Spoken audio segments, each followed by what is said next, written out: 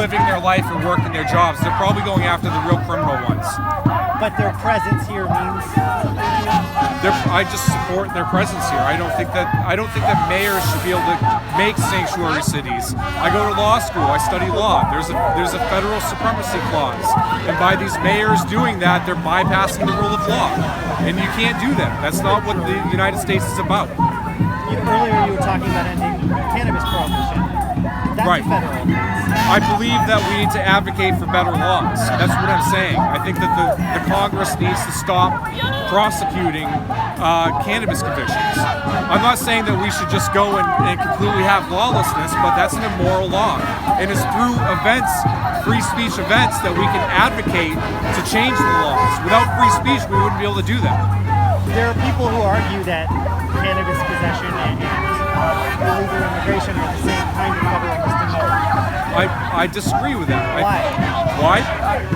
Because there are people who are waiting to come here legally. There's a process to do so. I don't have anything against immigrants, like I said. And in fact, I think that Congress needs to change our immigration laws as well. I would advocate for that. But to say we're just going to come across the border, all right, how about this? People consuming cannabis in the safety of their own home is not the same as illegal immigration. People who come here across the border without knowing whether they have communicable diseases, without knowing if they have a violent history. We know nothing about these people. And to allow them to come into this country and do whatever it is that they want to do, I think is dangerous. How would you change federal immigration laws? I don't have a recommendation for federal immigration law reform. I think that that's a very complicated thing. Whereas criminalizing something as simple as a plant is not on the same level. It's a completely different thing. Should there be more immigration or less immigration into this country? I think 1 million people who are being legally immigrated here a year is probably a bit much. But I don't know. I would have to look at reports and policies and things like that.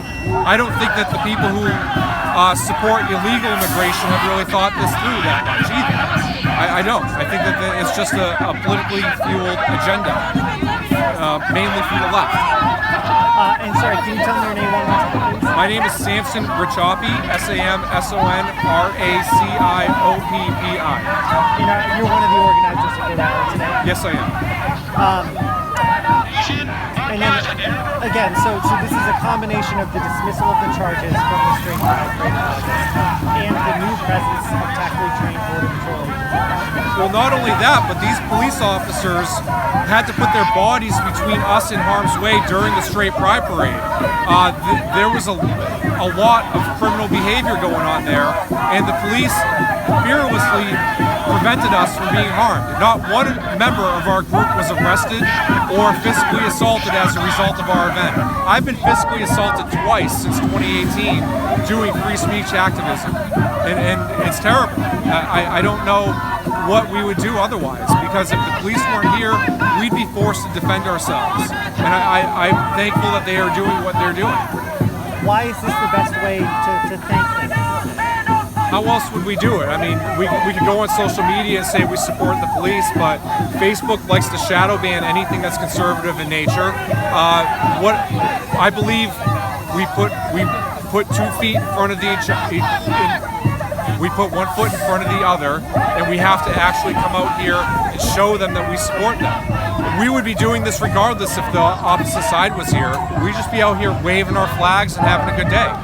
What, is there something wrong with that? So earlier you two were talking. I know him. You know each other? Yeah. Yes. How is that? He comes to all of our events for some reason. He likes to report on them, and then he goes back on Twitter and he misportrays everything. He's going to go back and talk about how we're Nazis and white supremacists, and we're not. We have nothing to do with that. We proudly denounce those ideologies. Yet he's still gonna say the opposite. Do you want to respond or no? It's disingenuous. I have to respond. Samson Racioppi is full of shit. He's absolutely full of shit. I've never portrayed him as a Nazi or a white supremacist. He's a full of shit motherfucker, and he comes out here and he lies day after day. He certainly has people who are affiliated with his group who sport Nazi tattoos, Nazi medallions, Nazi flags, so he relates himself with them.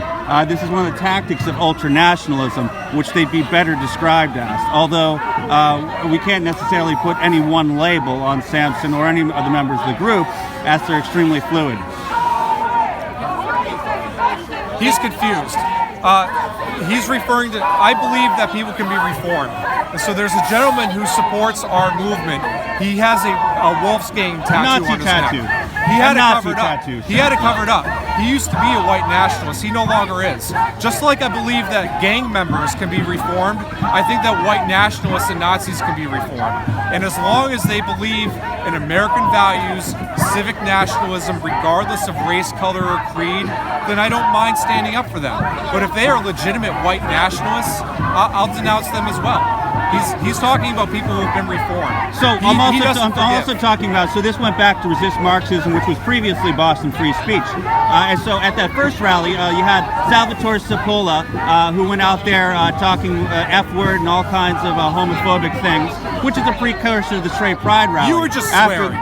It's not about the swearing. It's about the incitement of violence against the gay community.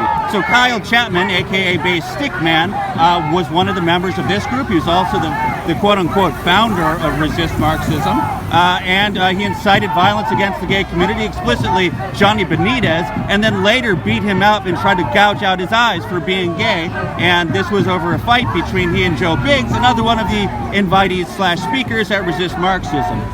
Their movement is full of people who do stuff like this. Tiny Toisi, who is speaking at numerous of their events, called for the anti-F-word movement.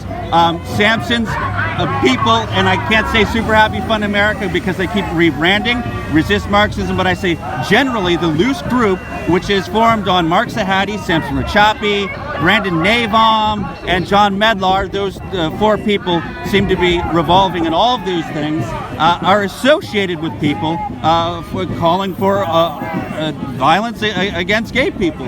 You've got Jovi Val, who wears the Nazi medallion, has the photos of the big Nazi flag behind him, and these people are absolutely reprehensible, and Samson has not denounced them when he should have. These things have been pointed out to him by myself and Greg Hausch early on. We had meetings with Samson because he seemed like a reasonable person, but it's quite clear that he isn't. He's here to support this fascist narrative. I don't know that Samson himself is, but he seems to be okay with working with these people with fascist beliefs.